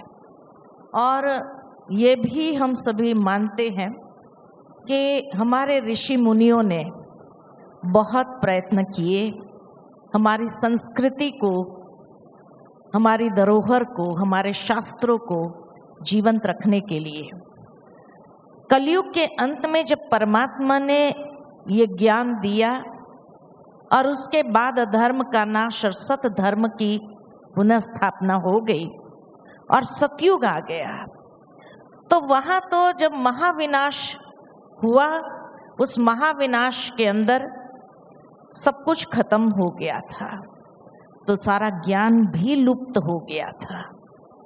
लेकिन जैसे ही सतयुग त्रेतायुग समाप्त हुआ, उसके बाद पुनः थोड़ी हलचल होती है।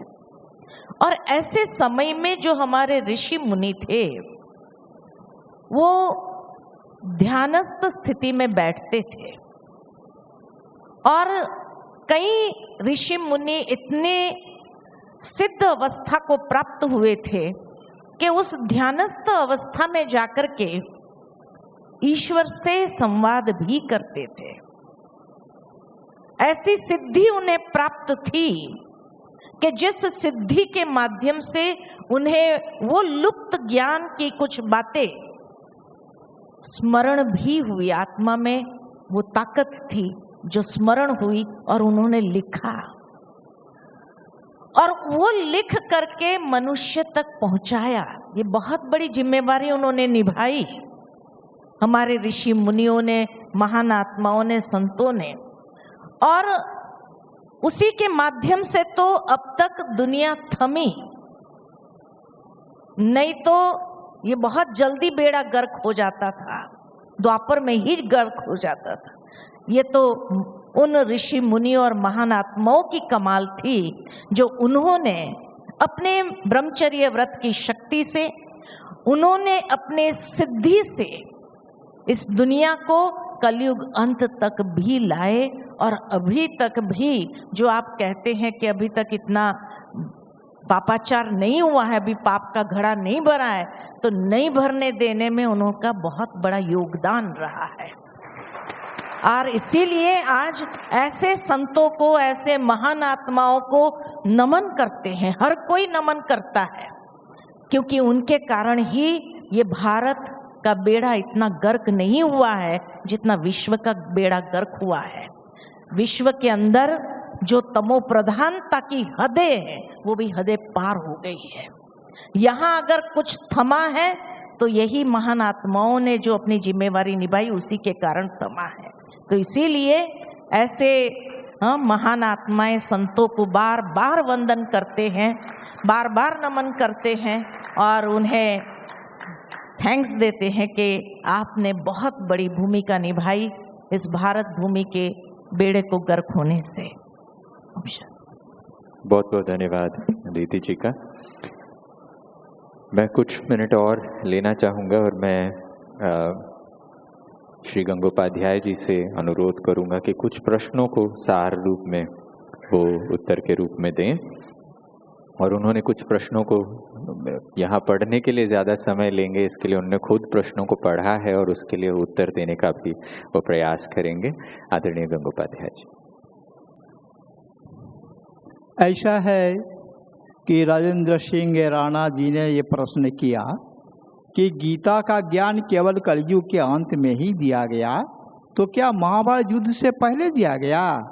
ज्ञान भी कलयुग के अंत में दिया गया था। जो धारणा कैसे हो, द्वापर के अंत की घटना मानती हैं। ऐसा होता है भाई साहब कि जब विशाल युद्ध की स्थिति बनेगी तभी ना गीता का ज्ञान दिया जाएगा।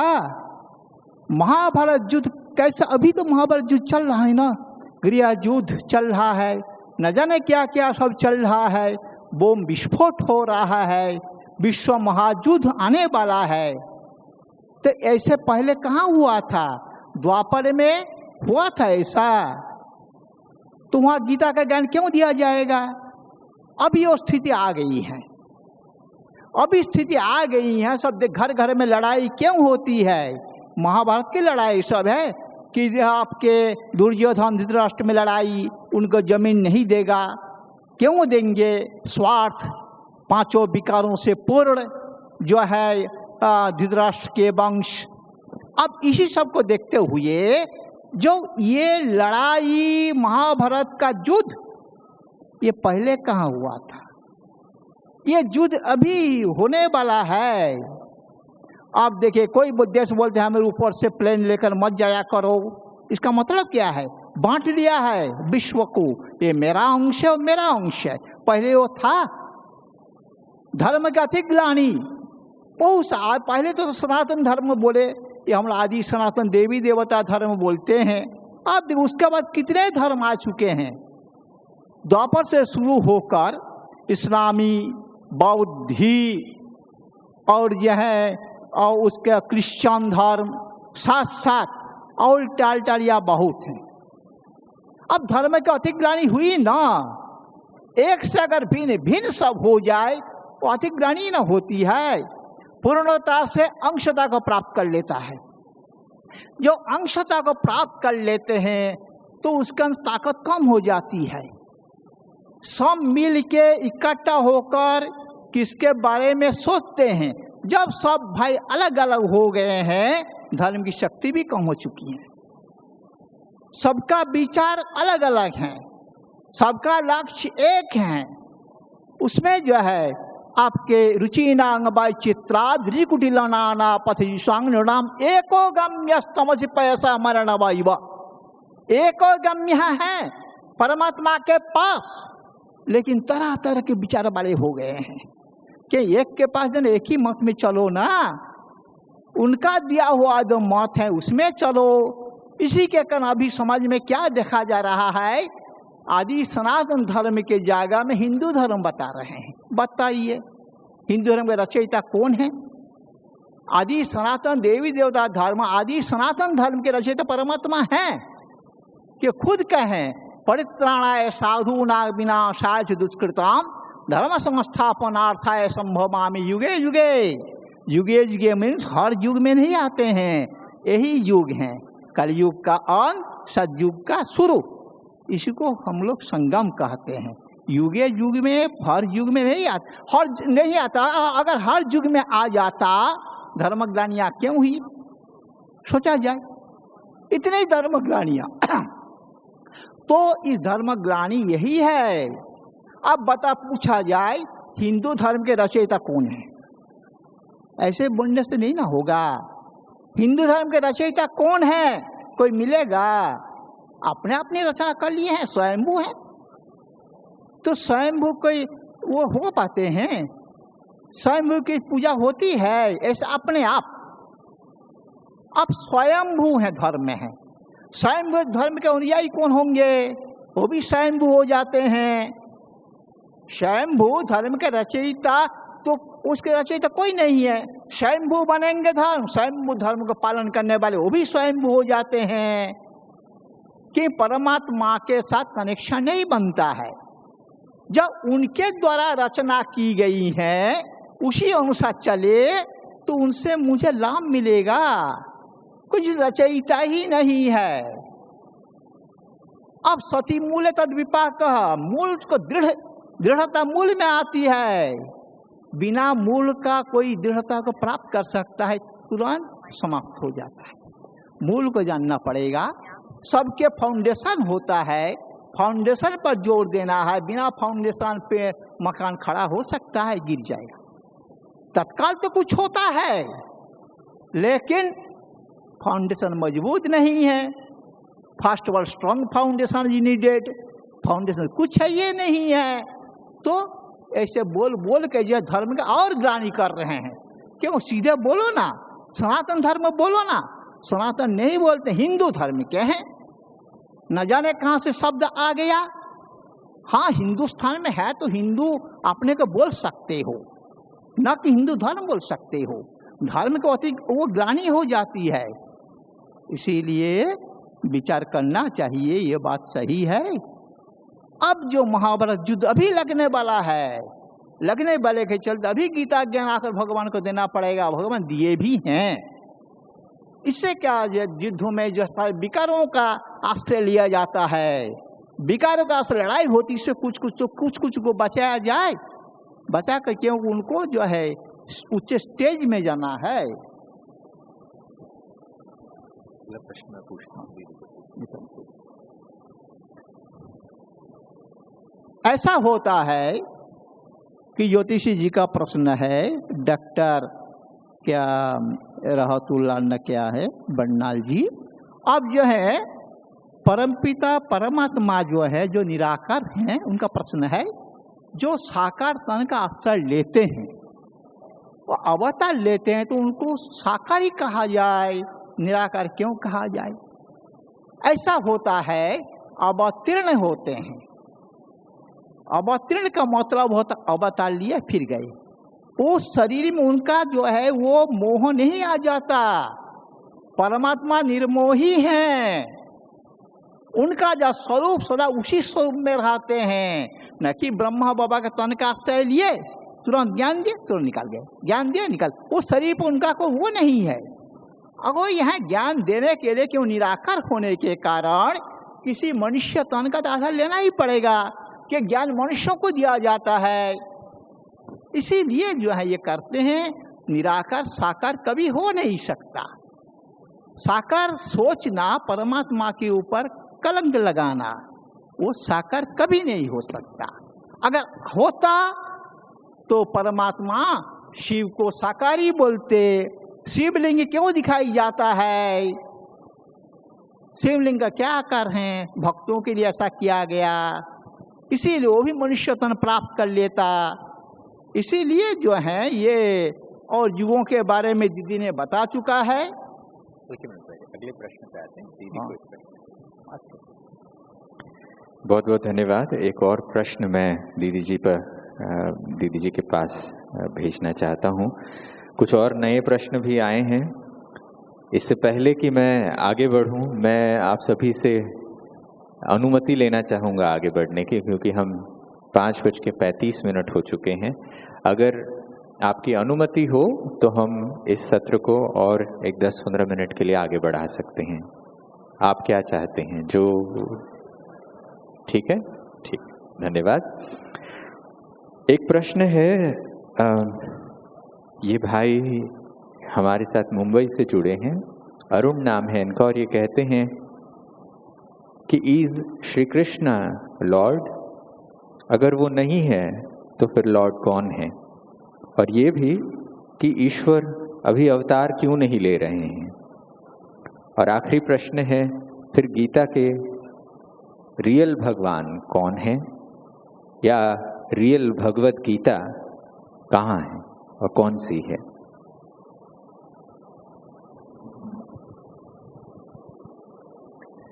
ओम शांति। क्या श्री कृष्ण लॉर्ड है या गॉड है? प्रश्न ये पूछा गया है। श्री कृष्ण लॉर्ड है। लॉर्ड कृष्णा कहा जाता है। और लॉर्ड कृष्णा जिस तरह दुनिया के अंदर कोई लैंड लॉर्ड होता है, ठीक इसी तरह सारे विश्व पर जिसका राज्य था सतयुग के अंदर, क्योंकि जब श्री नारायण के रूप में थे तब सारे विश्व पर उनका राज्य था। सत्यनारायण जिसको कहा गया, तो इसीलिए उसको लॉर्ड कृष्ण कहा गया। और गॉड वो निराकार को कहा गया। गीता में भी इसीलिए अर्जुन जब पूछता है भगवान से कि मैं आपके निराकार के रूप में उपासना करूं या साकार के रूप में उपासना करूं, तो उस समय भगवान ने बहुत सुंदर ये जवाब दिया है और कहा है कि मैं जो हूं, जैसा हूं, उसी रूप में तू मुझे याद कर। जो है जैसा है तो वो तो निराकार स्वरूप, जो हजारों सूर्य से तेजोमय स्वरूप, नित्य दिव्य प्रकाश स्वरूप, सूक्ष्म से भी अति सूक्ष्म अशरीरी स्वरूप है, उसी रूप में याद करने के लिए कहा गया है। तो फिर गीता का ज्ञान किसने दिया? जो प्रश्न आया, जिस तरह संसार के अंदर 4 राम माने जाते हैं। एक राम दशरथ का बेटा, दूजा राम घटघट में लेटा, आत्मा को भी राम कहा गया है, आत्मराम। तो एक राम दशरथ का बेटा, दूजा राम घटघट में लेटा, तीसरा राम जगत से न्यारा, परमात्मा को भी राम कहा गया है, और चौथा राम शकल पसारा, शकलों के ऊपर जो राम नाम है। तो 4 राम को बताए गए हैं शास्त्र के अंदर, और कहीं न कहीं 2 राम की कहानी मिक्स होती गई है रामायण के अंदर भी। दशरथ के बेटे राम और निराकार राम की कहानी मिक्स होती गई है, जिसको अलग कर पाना बहुत बड़ा चिंतन का विषय है। लेकिन रामेश्वरम में इसीलिए दर्शाया है कि श्री राम ने भी उस निराकार को याद किया, उसकी पूजा आराधना की।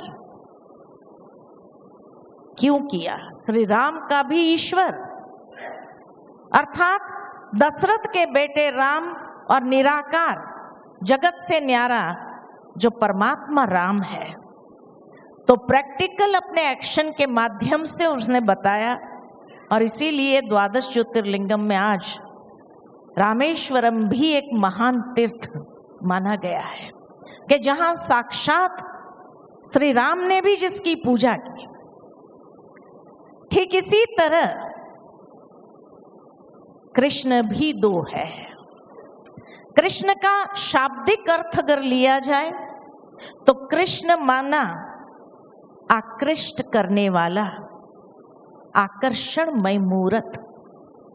और इस संसार में सबसे आकर्षणमय मूर्त सिर्फ 2 की है, एक श्री कृष्ण की है और दूसरी उस निराकार की है, जिसकी महिमा में हम गाते हैं सत्यम शिवम सुंदरम। सुंदरम जो अति सुंदर, अति आकृष्ट करने वाली जो मूर्त है। और इसीलिए सारी भगवत गीता के अंदर भी ये दोनों कृष्ण का संवाद चलता है। दूसरे अध्याय के 11वें श्लोक में जहां श्री कृष्ण कहता है कि हे अर्जुन, तेरे भी अनेक पुनर्जन्म है, मेरे भी अनेक पुनर्जन्म है, ये राजे लोगों के भी अनेक पुनर्जन्म है। न कोई काल ऐसा था जो तू नहीं था, मैं नहीं था, या ये राजे लोग नहीं थे। वहां श्री कृष्ण अपने पुनर्जन्म की बात कर रहा है। और चौथे अध्याय में जब कहता है कि मैं अजन्मा हूं, अव्यक्त हूं, पुनर्जन्म रहित हूं, मैं किसी मां के गर्भ से इस संसार में नहीं आता हूं। हे अर्जुन, इन चरम चक्षु से तू मुझे नहीं देख सकता है। वो कौन बोल रहा था? श्री कृष्ण तो सामने थे, उसको अर्जुन देख रहा था और वो कह रहे हैं कि हे अर्जुन, इन चरम चक्षु से तू मुझे नहीं देख सकता है। तो ये महावाक्य किसके हैं? जो कहता है मेरा धाम परम धाम है, जहां सूर्य चंद्र तारों की रोशनी पहुंच नहीं सकती है। भावार्थ ये कि दोनों कृष्ण बोल रहे हैं।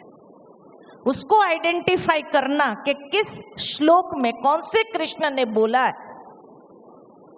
18वें अध्याय में भी यही कहा कि हे अर्जुन, तू मेरी शरण में आ जा, और उसके तुरंत दूसरे श्लोक में यही आता है कि हे अर्जुन, तू उसी के शरण में जा जो तुझे सभी पापों से मुक्त कर देगा।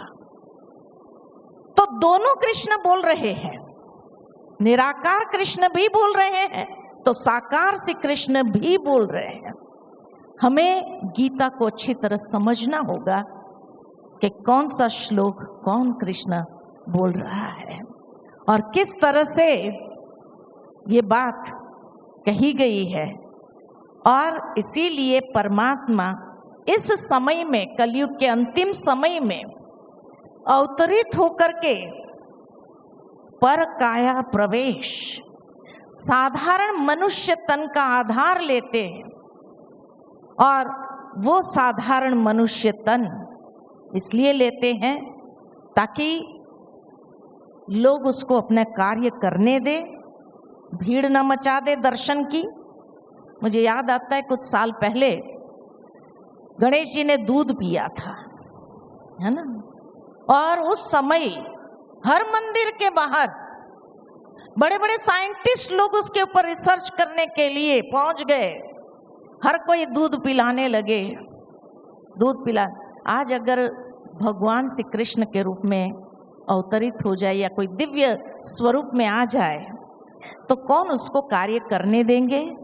या दर्शन की भीड़, आशीर्वाद की भीड़ या सेल्फी की भीड़ लगा देंगे। इसलिए भगवान कहते मैं अति साधारण रूप में आता हूं। और वो साधारण रूप कौन सा है? तो श्री कृष्ण का ही नर स्वरूप। इसीलिए कहा जाता है नर ऐसी करनी करे जो नर नारायण बने। तो नारायण का ही जो नर स्वरूप है वो तो उसको पता है कौन सा है।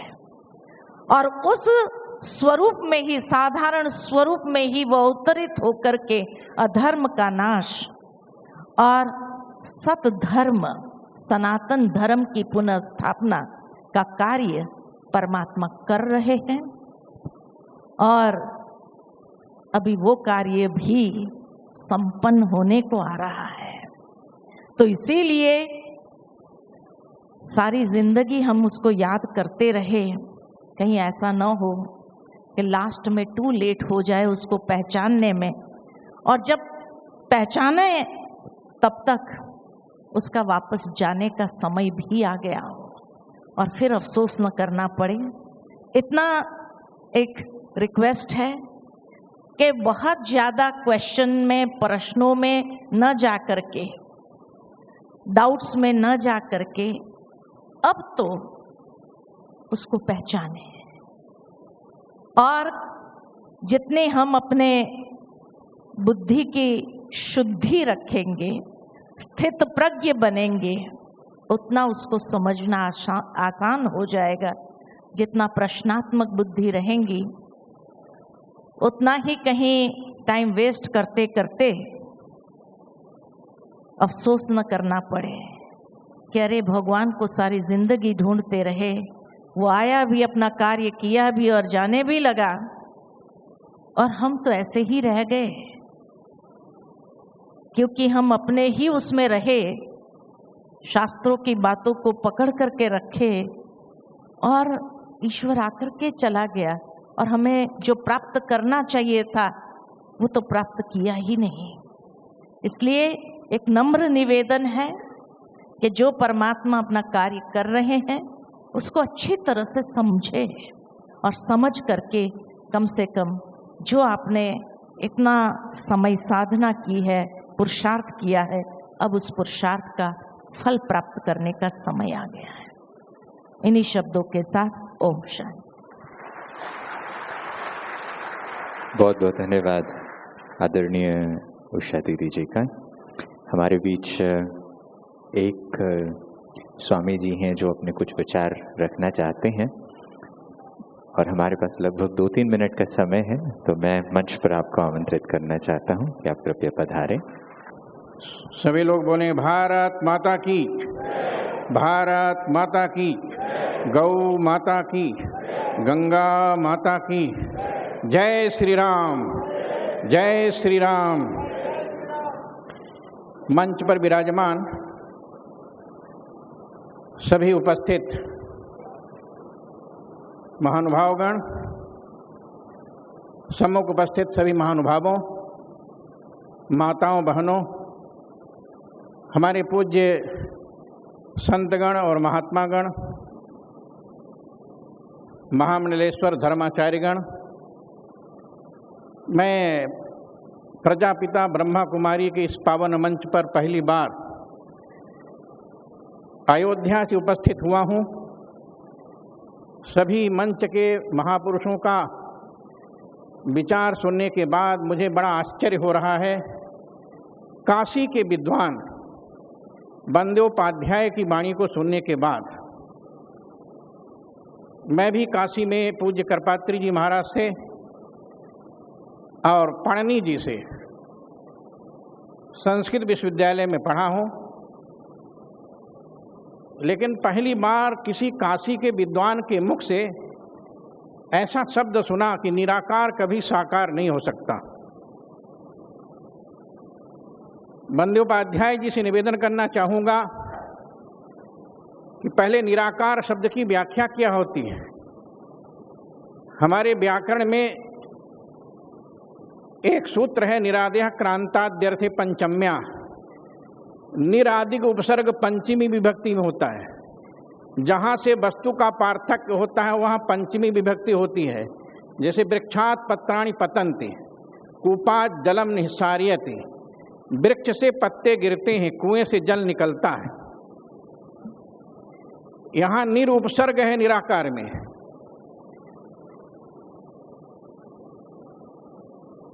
श्रीमद् भागवत में पूज्य करपात्री जी महाराज ने, जिनका नाम हरिहरानंद सरस्वती था, जगन्नाथपुरी के शंकराचार्य निश्चलानंद सरस्वती जी और मैं दोनों उनसे भागवत पढ़ रहे थे। तो जब निराकार शब्द आया तो मैंने पूछा कि निराकार माने क्या होता है पूज्य गुरुदेव करपात्री जी महाराज। तो उन्होंने कहा, देखो निराकार माने होता है निर्गतः आकारो यस्मात् तस्मै निराकारः। जिससे दुनिया का समस्त आकार निकलता है उस परमात्मा का नाम निराकार है। यहाँ निरुपसर्ग है। तो मैंने पूछा कि कितना गुण निकला। तो पूज्य करपात्री जी महाराज ने कहा, सत्यम शौचम दया शांतिस् त्यागः संतोष्यार्जवम् क्षमो दमस् तपः साम्यम तितिक्षो प्रतिश्रुतम ज्ञानम विरक्तिरेश्वर्यम शौर्यम तेजो बल स्मृति प्रागलभम प्रश्रयशीलम इत्यादि। सहयोगो बलम भगा एते चान्ये च बहुवो नित्यायत्र महागुणा प्रार्थ्या महत्वमिच्छद्भिर्न वियन्त्यस्मै करिचित्। श्रीमद् भागवत में निकला है, इतने गुण भगवान से निकले, इतने गुण भगवान से निकले और भगवान की परिक्रमा करने लगे।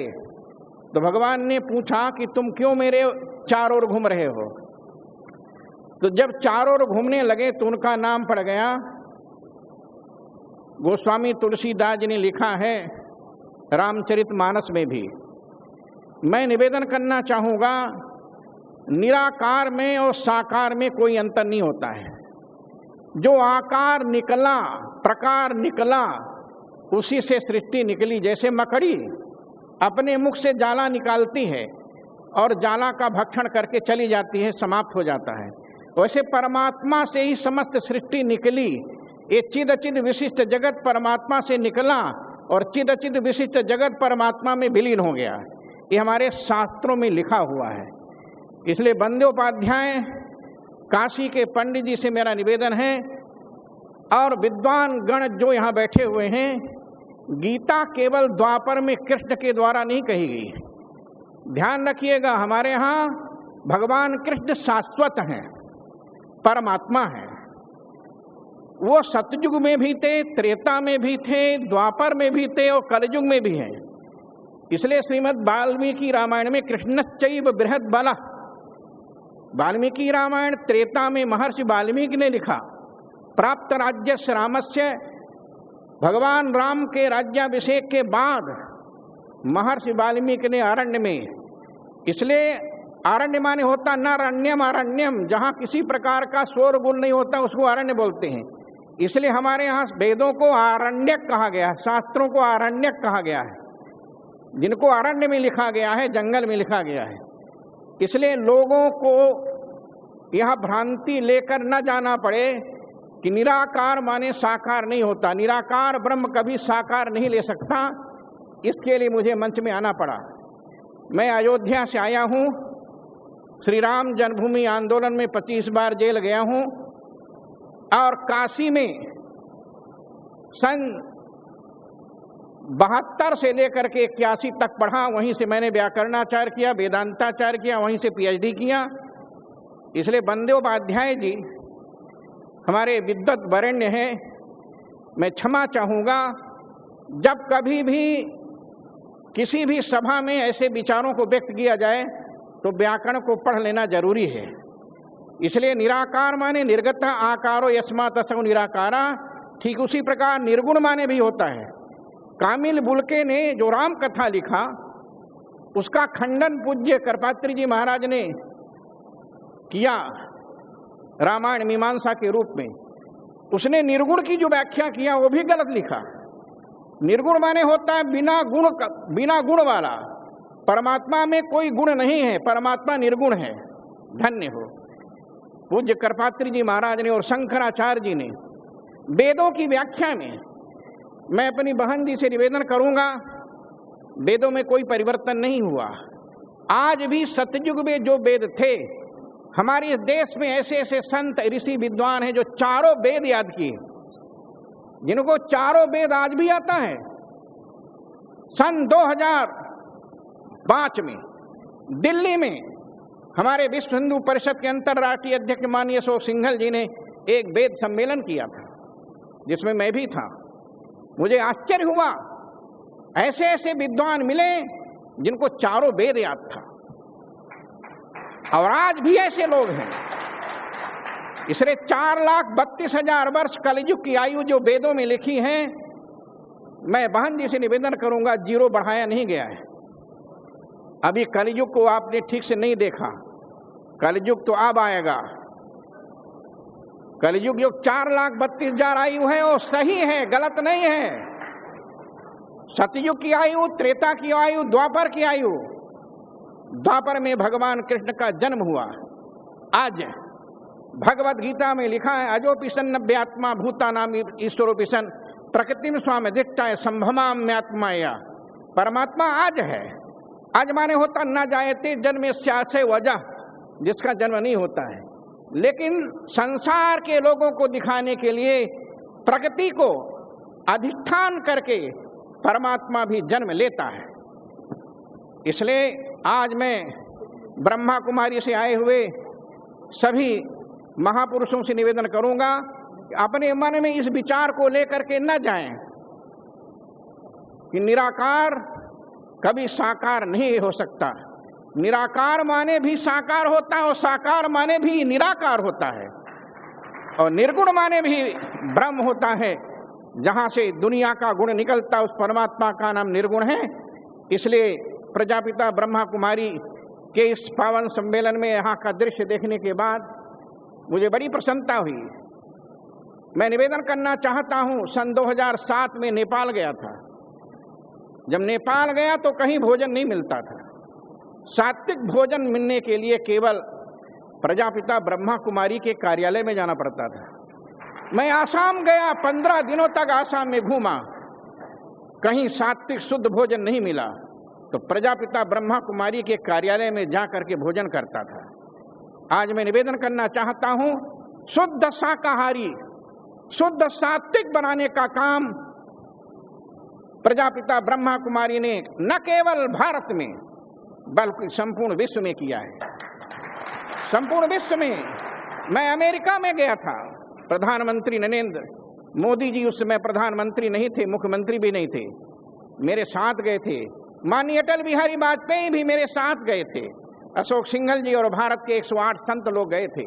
आज मैं निवेदन करना चाहूंगा, वहां भी मैंने प्रजापिता ब्रह्मा कुमारी के लोगों को देखा तो मेरा हृदय खुश हो गया और हमने भगवान से प्रार्थना किया, धन्य हो प्रभु जो प्रजापिता ब्रह्मा कुमारी को अखंड विश्व में कायम करने का काम आपने किया है। इसलिए मैं आपको बहुत बहुत धन्यवाद देता हूँ। विद्वत वरेण्य को यदि किसी प्रकार का कोई कष्ट हुआ होगा तो क्षमा करेंगे। बहुत बहुत धन्यवाद। जय श्री राम। पूज्य स्वामी जी का बहुत बहुत धन्यवाद। और समय 6 बजने का हो रहा है और अगले सत्र की ओर हम आ चुके हैं। तो यहाँ पर मैं ये बात कहना चाहूँगा कि विद्वत वर्ग के बहुत सारे आचार्य हमारे बीच में हैं और यहाँ पर बातचीत के लिए बहुत सारी चीज़ें भी हैं। मैं पूज्य गंगोपाध्याय जी से कहूँगा कि आप पूज्य स्वामी जी से मंच के नीचे इस चर्चा को ले जाएं, क्योंकि अगले सत्र के लिए तैयारी हो रही है। अब इस सत्र का समापन हम 2 मिनट प्रभु की स्मृति के साथ करेंगे और हमारे साथ अब मैं अनुरोध करता हूँ सत्र के आखिरी मोड़ पर ब्रह्मा कुमारी शोभा बहन जी से, जो मुंबई से हमारे बीच पधारे हैं, चंद मिनट ध्यान अवस्था में हम सभी को राजयोग की अनुभूति कराएंगे और उसके पश्चात हम अगले सत्र की शुरुआत करते हैं। मैं क्षमा चाहता हूं कि आज इस सत्र को थोड़ा समय से ज़्यादा विस्तृत करना पड़ा। अगले सत्र के हमारे वक्ताओं से भी मैं क्षमा प्रार्थी हूं। इसके समापन के पश्चात अगले सत्र की ओर आगे बढ़ेंगे। राजयोगिनी शोभा दीदी जी। ओम शांति। अभी हमने अनेक अनुभवी वक्ताओं से भिन्न भिन्न बातें सुनी और अलग अलग विषयों पर स्पष्टीकरण भी लिया, लेकिन अब हम बाहरी जगत से अंतर जगत की ओर जाते हैं।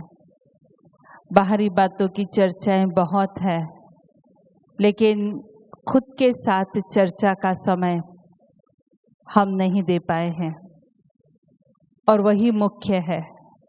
जब बाहर आते हैं तो बहुत सारे विचारों की भिन्नता होती है, लेकिन अंतर जगत में जाओ तो हम हैं, अपने विचार है और अंतरात्मा के अंदर जो गुण है, जो विशिष्टता है, वो एक अनोखी दुनिया है, उसका एक अलग अनुभव है। आओ चले अंतर जगत की ओर और उस शांति को, अपने आप को हम अनुभव करें।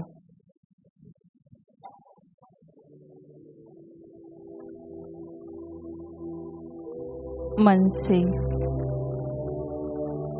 विभिन्न विचारों को हटाकर एक विचार दे, मुझे स्वयं के बारे में चिंतन करना है, आत्मचिंतन करना है, खुद को जानना है।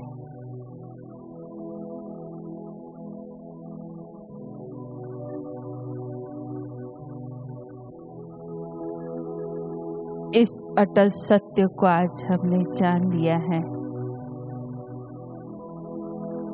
कि मैं ये शरीर नहीं, अपितु शरीर को चलाने वाली चैतन्य शक्ति हूँ।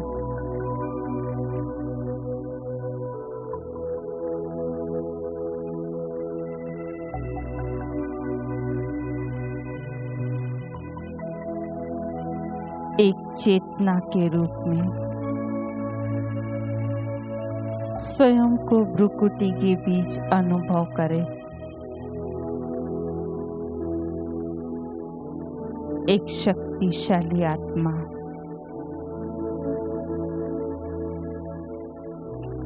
जो सारे शरीर का संचालन करती है, इस शरीर की मालिक है।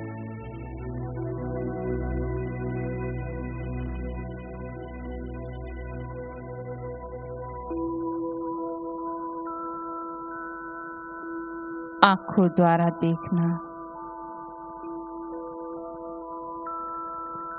मुख द्वारा बोलना और कर्म इंद्रियों को चलाना, ये सब कुछ आत्मा करती है।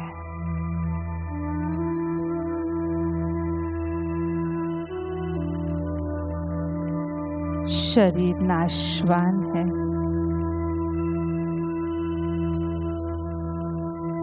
और आत्मा अजर अमर अविनाशी है।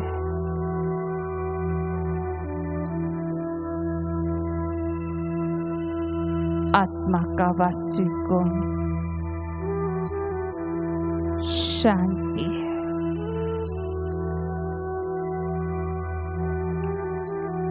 स्वयं के साथ अनुभव करें, विचार दे, मैं शांत चित्त आत्मा हूँ।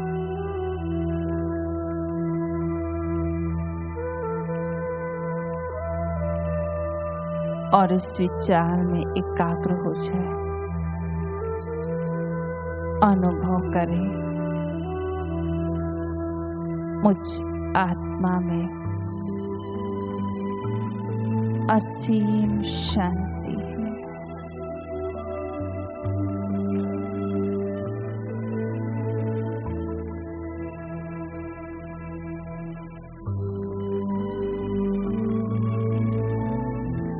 शांति मेरा मूल गुण धर्म है।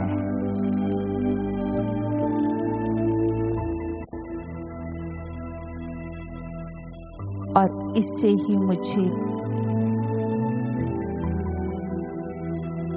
अनुभव करना है।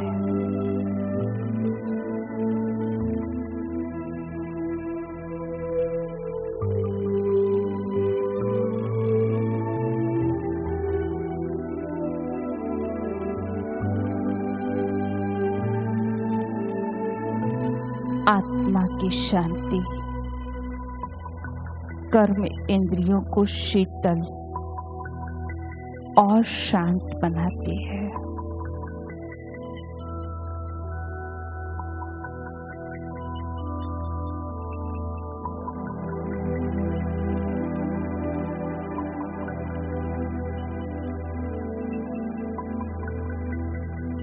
निमित्त इस शरीर के आधार से आत्मा कर्म कराती है।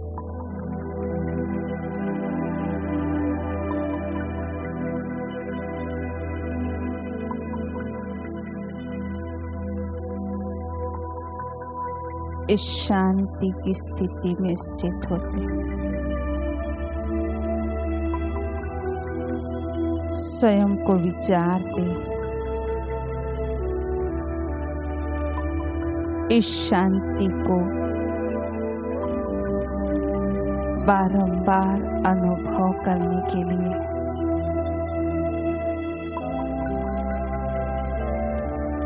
इसी शांति की स्थिति में बैठने का मुझे बार बार अभ्यास करना है। धीरे धीरे संपूर्ण जागृति में आते जाए।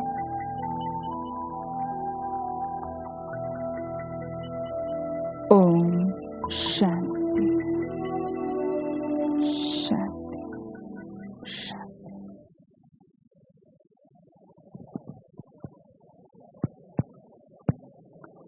बहुत बहुत धन्यवाद आदरणीय शोभा बहन जी का, और मंच पर उपस्थित हमारे सभी महानुभावों का मैं धन्यवाद करता हूँ। मैं पूज्य स्वामी जी का भी धन्यवाद करता हूँ जिन्होंने मंच पर आकर अपने विचार व्यक्त किए। और ये सम्मेलन इसी उद्देश्य के लिए है कि हम विचारों का आदान प्रदान करें, एक दूसरे के साथ चर्चा में भाग लें, और ये चर्चाएं मंच के उस पार भी हो और लोग आपस में मिले जुलें और तब भी इन चर्चाओं को आगे बढ़ाते रहें। धन्यवाद।